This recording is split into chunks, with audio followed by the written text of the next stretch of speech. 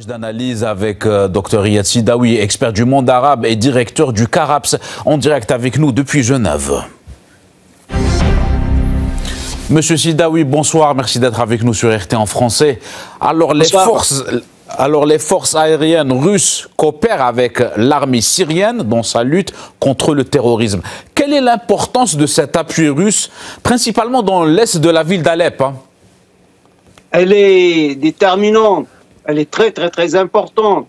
D'ailleurs, l'intervention russe massive, totale, à partir, je pense, de 2015, a réussi avec les forces syriennes à stopper les groupes terroristes. Rappelons-le, en Syrie, il n'y a pas d'opposition démocratique. Il y a des groupes terroristes, que ce soit Daesh ou Jabhat al-Nusra, le front de Nusra, qui est malheureusement considéré par le ministre des Affaires étrangères française, Laurent Fabius. À l'époque, il était ministre en poste. Il disait sur une chaîne radio française, Al-Nusra fait du bon boulot en Syrie. Al-Nusra, c'est quoi? Al-Nusra, c'est la branche d'Al-Qaïda en Syrie. C'est la branche d'Al-Qaïda en Syrie et considérée par le Conseil de sécurité comme une organisation terroriste. Donc, l'appui, le soutien russe était déterminant afin de vaincre les terroristes. Il y a une nouvelle donne aujourd'hui en Syrie.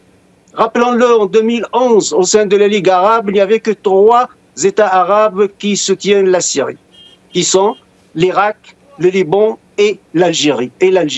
Aujourd'hui, non, la majorité écrasante des États arabes soutiennent le président Bachar al-Assad et soutiennent la Syrie. À leur tête, 2 États ou 3 États qui ont un poids lourd, qui sont l'Arabie Saoudite et les Émirats Arabes Unis. D'ailleurs, son président a téléphoné tout de suite au président syrien Bachar al-Assad et l'Égypte. 3 grands pays arabes, ils ont manifesté leur soutien au régime syrien, à Bachar al-Assad, contre l'agression des terroristes. Mais on voit bien la manipulation, à qui profite le crime. Je pense qu'il y a 3 États, la Turquie, Israël et les États-Unis d'Amérique. Docteur Sidaoui, comment cette lutte contre les groupes terroristes pourra-t-elle évoluer dans les prochains jours? Je pense les forces syriennes aujourd'hui ont réussi à contrecarrer cette attaque. C'est une attaque surprise, non attendue, avec des armes sophistiquées. Même les tenues de ces terroristes, on a les images, on a les premières images, montrent qu'ils ont des tenues neuves. Qui a financé, qui a donné des armes sophistiquées à ces terroristes? Donc, avec le soutien russe, je pense que ce sera quelques semaines, peut-être 1 mois, 2 mois, 3 mois, puis évidemment, le terrorisme va être de nouveau vaincu comme il a été vaincu les années précédentes. Reste Idlib, je pense cette fois-ci, le régime syrien est déterminé à en finir avec la question d'Idlib, parce que Idlib est une bastion des terroristes. Tous les terroristes sont groupés à Idlib et il y a eu des accords avec la Turquie, la Russie, etc. Mais ces accords, je pense, aujourd'hui sont caducs. L'État syrien a le droit de monopole de la violence légitime. C'est la définition de l'État. Max Weber le répète, tout État a le droit du monopole de la violence légitime. Ça veut dire qu'il n'y a qu'une seule armée nationale, qu'une seule police, qu'une seule loi. Et sur le plan diplomatique, M. Sidaoui, le porte-parole du Kremlin, Dmitri Peskov, a réitéré le soutien de Moscou à Damas. Quel rôle pourrait jouer encore la diplomatie russe, notamment pour ce qui est du dialogue avec les acteurs régionaux?